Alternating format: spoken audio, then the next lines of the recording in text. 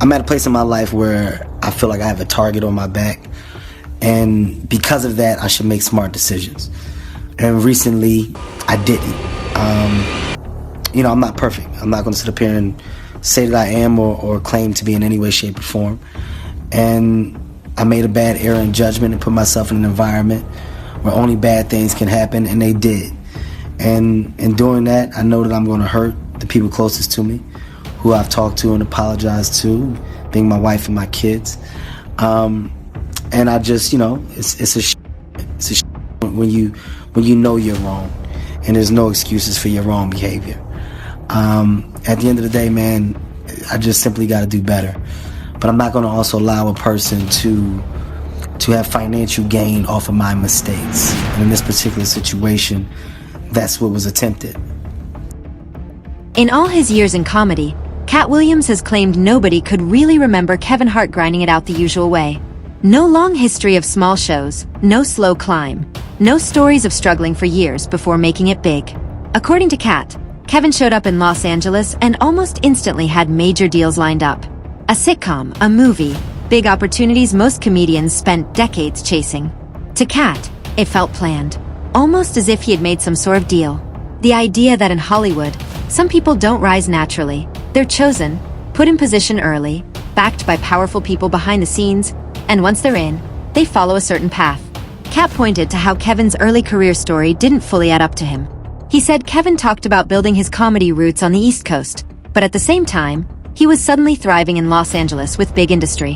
What Katt is essentially saying here is that the same people keep getting opportunities, and the same names keep opening doors for each other. He described it like a private club. You're either in or you're not. And if you're not willing to play by certain rules, you stay outside. That's where his comments about selling your soul came in. Not literally, but as a way of saying some people give up their standards to move ahead. According to Katt, once someone makes that choice, their job becomes simple. You act like nothing happened and keep the system going. Kevin himself has perpetuated this and protected evil people. Allegedly. People throw millions of dollars in my face to do something I didn't want to do. And what? Just, you've been off, yeah. Oh, they're in the room. Yeah, I don't want to. Yeah. That was my way of cueing you. Like, it's open dialogue. Yeah. You want me to keep talking about it? By all means, we can talk about anything, but don't do it. Yeah, He even brought up moments where actors are asked to do things they're not comfortable with, like wearing certain outfits for roles. Something that Kevin Hart did agree to. Is not Turkson. The new pope is 9-year-old Oscar nominee, Kevin Wallace. Wow. Wow. I don't think anyone saw this one coming. Katt claims some people say no and stay stuck. Others say yes, and suddenly their careers take off. In his eyes, that's not a coincidence. That there isn't anything funnier than a guy in a dress. And if that's the case, then it might also be said that there's nothing funnier than a black guy in a dress. Okay, well, I watched all of my friends throughout my entire life be able to dunk a basketball, but not me. So everybody can't do everything. So, some of us make choices. I think it's not a biggest choice for others. I'm saying at the end of the day, Kevin doesn't have to worry about what people are going to say about him wearing a dress because of the long line of dress-wearing people before him. So now we have Big Mama's house 1, 2, and 3. Yeah. I've never seen Medea in a pantsuit. I think she wears dresses. So now I'm saying, why are we picking on poor little Kevin Hart?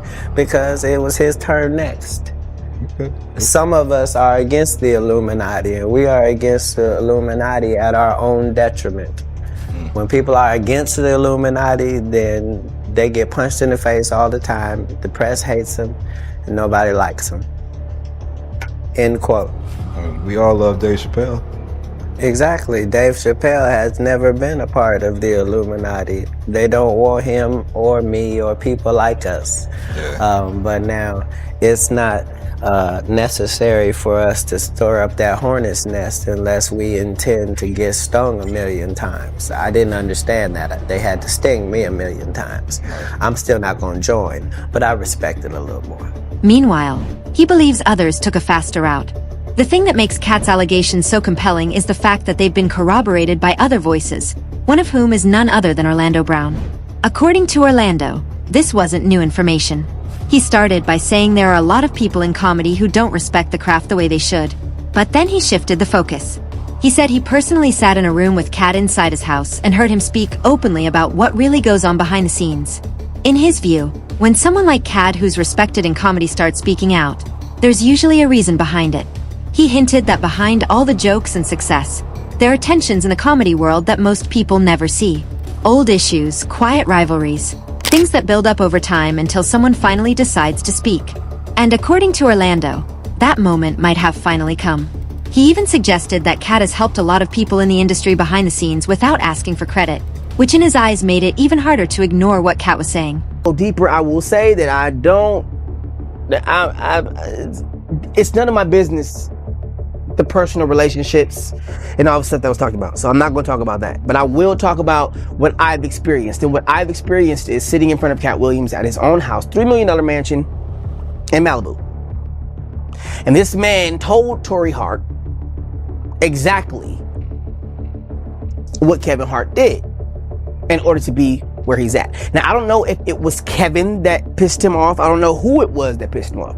But I do understand that the comedy world is nothing to play with. And since, Richard Pryor left us, God rest his soul, it's more like, everybody's trying to be Richard Pryor. And I can't put myself in position to not understand why some people just don't have the kind of respect for Katt that they should have. I will also say that a lot of people know that he knows that he's helped them in a major way. Huge ways. Silently. For no recognition or none of that. It's just being, who he is as a person. And when I sat in front of him with Torrey Hart that night, when Reno Rankin was still alive, it was more like Kevin been pissing off a lot of people, comedically. You know what I'm saying? And I think that instead of trying to bash somebody that knows what they're talking about and bash somebody that has respect in the comedy world, I think that they need to look deeper into why is he. He also pushed back on the idea that Katt was just being emotional. Instead, he suggested that maybe Katt knows more than he's saying, and that there might be things happening behind the scenes that the public isn't meant to understand. And don't just think, that's my question to you. Who pissed him off? Who do you think pissed him off? Well, it would seem as if a lot of people pissed him off. No, it was only one person, and they have a clan of people behind him. Yeah. It was Kevin. So at the end of the day, I'm just gonna keep it real with you, and it's like, Kevin doesn't want to be a dinosaur. He's really a velociraptor, and some people are actually T-Rexes, and we have a system to break in this universe. Now, if I keep going with this posting that everyone's privy to, it's going to unlock certain systems in the universe that prove that dinosaurs are actually not extinct. That's what Katt knows. He knows the inner workings of how people turned into huge comedians. And I guess, he says Kevin is an industry plant. No, man. I mean, Kevin is a dinosaur, and I can't, I'm not gonna go back and forth with you. He's Frankie Lyman, and ooh, ah, ooh, ah. Orlando hinted that the comedy industry isn't as clean as it looks on the outside. That there are pressures, expectations, and decisions being made that most fans never hear about. He didn't lay everything out clearly, but the implication was there. What makes this entire situation worse is that Kevin seems to have rejected all he believed in and where he came from. Once those checks started hitting, he started moving at the beck and call of his handlers. It seems, at least according to the story Monique would go on to tell Kevin Hart again. Now, the more people started digging, the more they began to question the image around Kevin Hart. For years, he was seen as the clean, funny, hard-working guy, the safe face of comedy, the one who stayed out of trouble. Now, that image was starting to crack. A former insider, Gene Deal, stepped into the conversation, and what he hinted at made people shocked everyone. He talked about the kind of parties that happen behind closed doors in the industry, the kind most fans never see, the kind that truly horrific things happen at. Kevin Hart. I don't know, man. Oh, They, you know, the internet is going wild on him, saying that he was a curator and a narrator of one of the Diddy parties and got caught on tape. You didn't hear that? wow. I didn't hear that one. No. That must be one of your favorite. That must be one of your favorite comedians then. Cause you didn't hear That that, was cool. huh? I didn't hear it. Get out of It here! was cool, but I didn't hear that one. I Oh my! must have missed it, man. I think I caught most of them. I think he almost fell in the tub with one of the girls. Diddy had some girls in the tub, a tub of baby oil or something like that, and he almost fell in the tub. It was crazy. You know, he would be one of the celebrities that I definitely wouldn't think would be involved in anything illegal. For sure.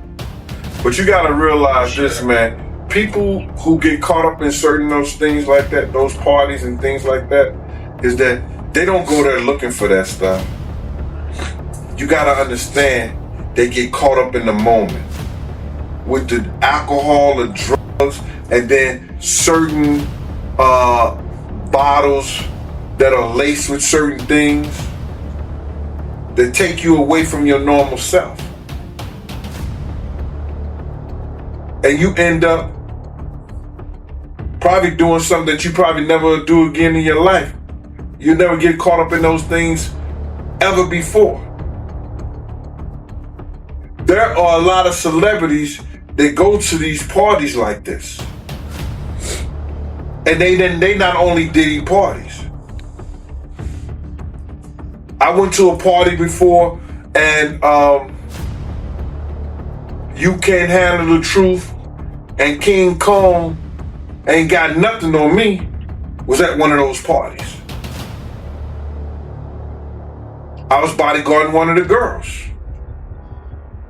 So what I'm saying is that it's rampant, and this was years ago. This was over 20 years ago.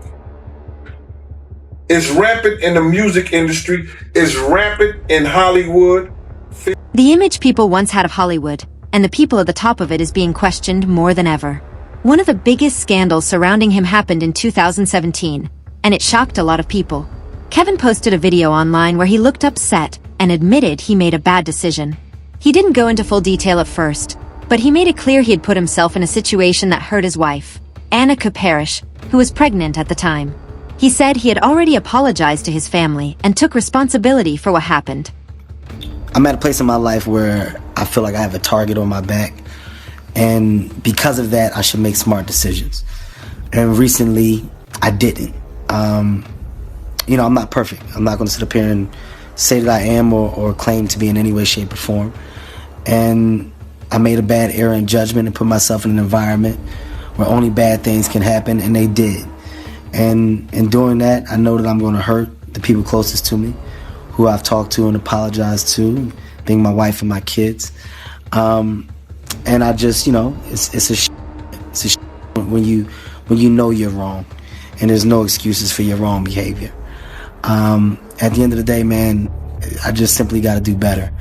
But I'm not going to also allow a person to have financial gain off of my mistakes. And in this particular situation, that's what was attempted. As pressure keeps building in Hollywood, Kevin Hart appears to be leaning on powerful allies. Dwayne Johnson spoke about loyalty and real friendship, while Sean Combs reportedly signaled their bond remains unchanged. But behind the scenes, the strain is starting to show. Kevin has quietly stepped back, canceled appearances, and lowered his public profile, hinting that the pressure may be heavier than expected. What once looked like an unbreakable connection now feels far more uncertain. Well, he said a Philly rapper.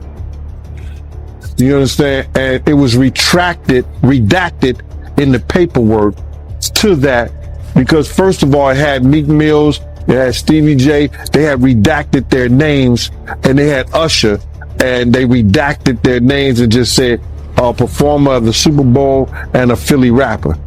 Everybody kind of knew back in the day that Meek Mills and Puff was a little too friendly. Anytime two rappers or two people in the industry come dressed up alike on more than one occasion, listen here, man. my dudes in Philly, I got some real strong dudes in Philly. They don't play that shit. And they probably embarrassed for the fact to see that Meek Mill's, one of the street guys that came out of there, got caught up in this Hollywood, whereas that he's dressing like, he dressing the same, he dressing like Diddy. It's just like two men laying down. When they both get up, they both homos. And that's real talk, bro. My man, you go to a party, dog, and the nigga got the same shirt you got on, I'm taking my shirt off. I'm walking around in a t-shirt. And then, not to blow Meek Mill's up out the water or anything like that, it was said that they checked his Google search and all the other shit, and he was searching for some online gay porn and all the other shit like that. Oh, wow. That shit is crazy, bro. But listen, those are what, you know, it's crazy that money, that lifestyle, and you trying to fit into something get you. These guys never set out to do all this shit. Meek Mills, when he got into the game. In Hollywood, one wrong move can change everything overnight. Now Kevin Hart and Sean Combs are facing that reality head-on. What started with 50 Cent turning up the spotlight has grown into something much bigger than simple controversy. It has exposed how fragile trust can become under non-stop public scrutiny. Their once solid friendship now appears shaken, leaving many wondering what is really happening behind closed doors. And with the tension only growing stronger, the biggest question remains: what happens next? Greatest time of my life. I'm glad to hear that. I was looking at you. I was watching this documentary, which I really enjoyed, by the way. So I'm watching your documentary, and there's a video, and it looks old, but I'm not exaggerating. I was confused because I was looking at it, and the guy doing the interview seemed like he was from another time. Yes. But you looked exactly the same, and it turned out it was like more than 20 years ago that interview. Yes. What's going on? Are you taking Gwyneth Paltrow's vitamins? What is happening with you? You know something? I have been taking her vitamins for the last 20 years. I mean, what? That's remarkable. This is why I look like that. But you really have not aged even like a... Do you feel like you've not aged, or do you feel like you look at yourself and go, oh yeah, I can see a little here, a little there? I mean, I feel like I look pretty young and fresh. You do look young and beautiful. And I feel good. I feel like I got God in me, and it's just shining. Is that what it is? God is shining in you? God. All right. You feel the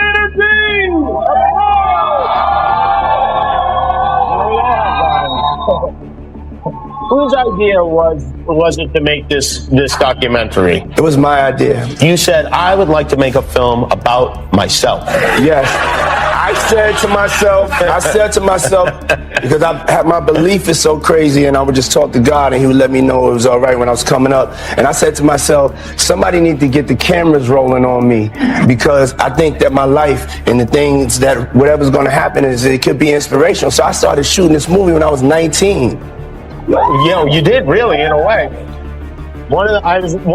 As the drama intensified, more voices across the industry began speaking out. Many were shocked by how far 50 Cent seemed willing to take things. Fans quickly split into two camps. Some defended Kevin Hart, calling the leak a betrayal of trust, while others fueled the speculation across social media. Facing the heat, Kevin responded publicly. He opened with humor, then shifted into a serious tone during an Instagram live, saying the clip came from a private conversation involving Sean Combs and criticizing whoever recorded and shared it without consent. He also made it clear he felt blindsided, turning public drama into something deeply personal. That won't speak. I hope you get charged right with them as an accessory before, during, or after each crime because every bitch that's been around Diddy seen Diddy beat a bitch. Then there were smaller moments that added fuel to the fire. In his own book, Kevin admitted that cheating wasn't something new for him. He said during his relationship with his first wife, Trey Hart, things were messy from early on. Arguments would get intense, and instead of fixing the problems, both sides sometimes ended up seeing other people. Kevin admitted that even after they got married, he continued making bad choices. He talked about living a double life, being one person in public, and doing something completely different in private. At one point, things got so out of control that one of the women he was involved with exposed everything, which eventually led to the end of his marriage. There was even a moment he described where Tor caught him with another woman. The situation turned heated. Emotions exploded, and it became one of the lowest points in his life. Tor did not let that slide. I'm tearing up now because, you know, it does hurt that my kids have to be around a woman who broke up a marriage. When you have your kids saying, Mommy, you know, what happened? I was with him when he was selling sneakers, $5 an hour. I was at every show. I was at his first show where he ever did stand-up. I pushed him. I would be there. I would help him reenact. I was his muse. I mean, I was there from the... His ex-wife would later go on to comment on how she felt about Kevin, knowing that he had wronged her in so many ways. You and Kevin both showed up at the same club, and he dropped like $40,000 on Making It Rain, and he was with his new fiance. Do you think this was a way, like, was he stunting? And was this a diss to you? Was he doing it like blatantly to you? You know, I don't know. You'd have to ask him that. I can't speak on his actions. Right. I don't know. Yeah. But were you insulted at all by? No, I wasn't insulted. I was having a good time. I was with my dude and my friends, and we were actually dancing and having a good time. So no. So it didn't bother you that he was there just throwing money around like he's, you know? I mean, he's worth how much now? I think, you know. I didn't check. I don't think that was a big issue for him. But, okay. Yeah. Did you notice him dropping all that cash? Were you like pressured to drop more? Did you make it rain too? Look at that. This is CMP. This is my product. Is this it? Nice. is why I don't really care about anything, because this is in Walmart right now. What is that, a mixer? It's at Walmart? It's my mixer. Yeah, it's at Walmart. That's it's about to hit military bases and Target and military. They be getting down like that in military bases, like in the barracks and whatnot. Yeah. So like, were you pressured to like make it rain more when you saw him dropping all his cash? No, I'm never pressured to do anything. I don't never react off of somebody else's. That's true. That's true. You didn't. So it didn't bother you. It really didn't bother you that he was spending so much and. No. It's not my money. So it's all relative to his net worth. Now. Yeah. Does Kevin and his new his fiance have your blessing? You have to ask them. I don't know. No, do you wish them luck? Oh, I wish them well. Yeah. Do you think they're gonna last? I mean, I don't know. I mean, when you get married, you want to last, right? That's true. Are you gonna get an invite to the wedding? You think? You gotta ask Kevin. Would you go if he invited you? I don't know. It depends on the place that we're at when they get married. Oh, it depends on the location. Well, yeah, because I'm working. I'm busy. I'm just coming back from Atlanta doing promos. Right. I have a life too. I don't just sit around like, oh my God, what's Kevin doing? Oh no, my I know. God. So, all the evidence and accounts from people who knew him certainly seem to suggest that there's more to Kevin Hart than just being a funny guy. But will we ever see concrete proof come to light? Let us know what you think in the comments below.